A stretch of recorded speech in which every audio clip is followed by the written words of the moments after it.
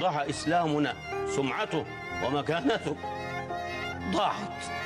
شرقية شمس من غرب، خليها تقوم واعلني للكون كله مراسيم الختام. تيك توك مستحيل تلاقي فيه جانب مشرق، شخص يستغل أخته، تحول، فسق، فجور. ومع الاحترام الشديد اللي صدقوا ذا المقطع هم جاهلين، وغالبا يقضوا يومهم كامل على التيك توك.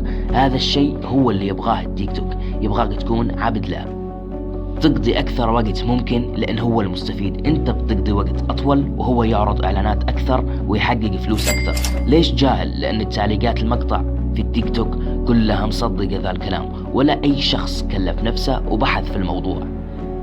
كل اللي شافوا المقطع خلاص بكرة راح تقوم الساعة والشمس راح تطلع من مغربها، راح نموت كلنا. أعطيكم عينة من التعليقات. يا صاحبي الدنيا عليها السلام، يائس من كل الحياة، يا حبيبي حد مشربك شيء، عقلك عليه السلام، الله يرحمه توفى. تعليق ثاني، لا هذا فوتوشوب، ثبت في الفيديو. القصة انه مو بفوتوشوب، حقيقة ما في شيء بالمقطع فوتوشوب. لاحظ اللبس اللي لابسه، لبس احرام، لبس رجال، مو بلبس نساء. هو لو شغلت عقلك تدري كل شيء.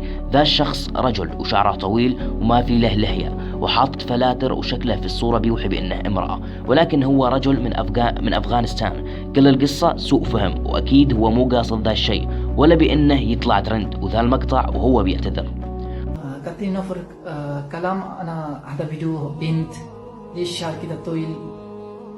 أنا شعر هذا أنا قصة، بعدين أنا ما في بنت، أنا رجال. وذول اللي مسوين المقطع يدورون مشاهدات فقط بس. والسلام عليكم، ولا تنسى اللايك.